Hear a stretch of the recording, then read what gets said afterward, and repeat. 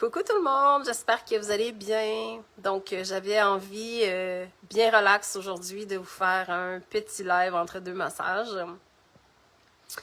J'avais envie aujourd'hui de vous parler de vulnérabilité chez les hommes. Qu'est-ce que c'est et comment on peut y accéder?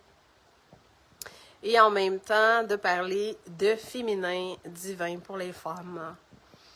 Donc, on est vraiment au niveau sociétaire en train de, dans la société, de faire un gros changement et de retourner dans le cœur. Et donc, le plus grand trésor et la plus grande puissance et le plus grand courage d'un homme, ce n'est pas la force, c'est la vulnérabilité. Être vulnérable, c'est être dans cet espace-là de recevoir. Recevoir sans savoir ce qu'on va recevoir et simplement recevoir. Être dans cet espace-là de confiance et de sécurité, de recevoir. Ça veut dire d'être capable d'être dans cet espace-là, pour un homme, d'être assez en sécurité et en confiance pour exprimer ses émotions, ses sentiments, sa vulnérabilité, son empathie, sa compassion, sa bienveillance. Et simplement être dans cet espace-là de recevoir, sachant que lorsqu'on est dans cet espace-là, dans le cœur, dans la vulnérabilité, on est automatiquement en train de donner, simplement par notre présence. Et le travail des femmes dans le monde en ce moment, c'est de reconnecter avec aussi cette vulnérabilité-là, cette douceur, cette bienveillance, cette confiance, qui fait en conséquence qu'on peut venir porter l'homme dans cet espace-là, de se sentir en sécurité et en confiance, d'avoir le courage d'incarner cette vulnérabilité-là. Et c'est comme ça qu'on contribue, par notre simple présence.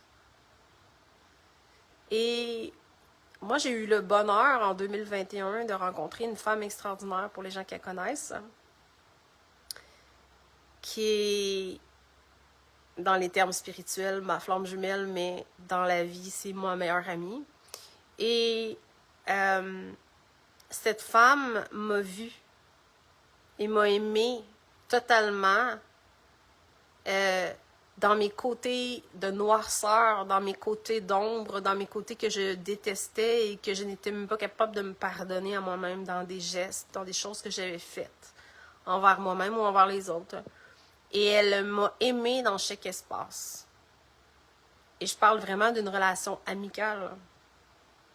Et ça m'a tellement émue, c'est tellement venu m'émouvoir que j'ai pleuré et pleuré et pleuré. Et je comprenais pas comment elle était capable d'aimer ces parties-là que moi, je n'étais même pas capable d'aimer. Et ça m'a permis de les aimer, ces parties-là, puisque elle me montrait qu'elle était capable de les aimer. Le fait de me montrer qu'elle était capable d'aimer les parties que je n'étais pas capable d'aimer, ça m'a permis de les aimer. Et je suis devenue profondément amoureuse de qui je suis. Autant les parties que j'aimais pas de moi et les parties que j'adorais de moi, j'ai appris à tous les aimer, à me pardonner, à m'aimer. Et c'est à partir de là que j'ai pu être dans cet espace-là, d'ouvrir mon cœur à recevoir tout ça. Mais c'était pas facile et c'est le tantra qui m'a amené aussi à grandir mon recevoir. Par rapport aux hommes, cette fois-ci, ça a été de grandir mon recevoir par rapport à accueillir avec vulnérabilité, avoir confiance, me sentir en sécurité dans mon corps, d'ouvrir mon cœur. Et ça s'est fait step by step. Et mon chum a été une autre personne qui m'a aidé énormément. Et je le dis encore aujourd'hui, j'arrive même pas encore à tout recevoir ce qu'il a envie de me donner. Et chaque jour, je travaille à le grandir, ce recevoir-là, comme savoir que je suis assez, savoir qu'on est assez dans cet espace-là, savoir que le trésor qu'on offre au monde, c'est notre simple présence. On n'a pas à réparer les autres. On n'a pas à aider les autres. On n'a pas à essayer de changer les autres. On a simplement à voir l'autre dans sa beauté, autant dans les choses les plus horribles que les choses les plus belles. De ne pas émettre de jugement et simplement aimer l'autre.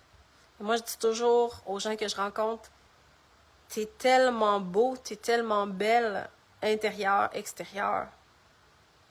T'es un trésor par ta simple présence.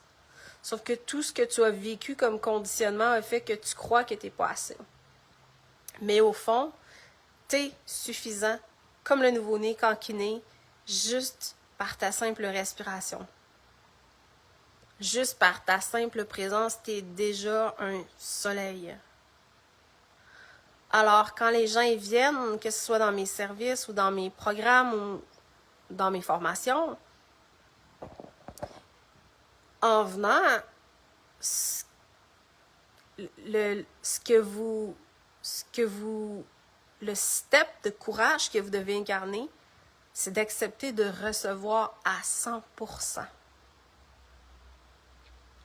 Ça veut dire que vous devez venir dans l'espace que vous n'aurez pas à me donner. Vous allez juste recevoir. Et de recevoir peut être très inconfortable pour certaines personnes. Parce qu'on est habitué de croire qu'on n'est pas assez ou on n'a pas assez de valeur de recevoir.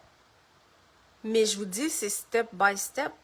Il y a des gens qui sont émus quand ils reçoivent à ce niveau-là, comme moi, quand j'étais émue.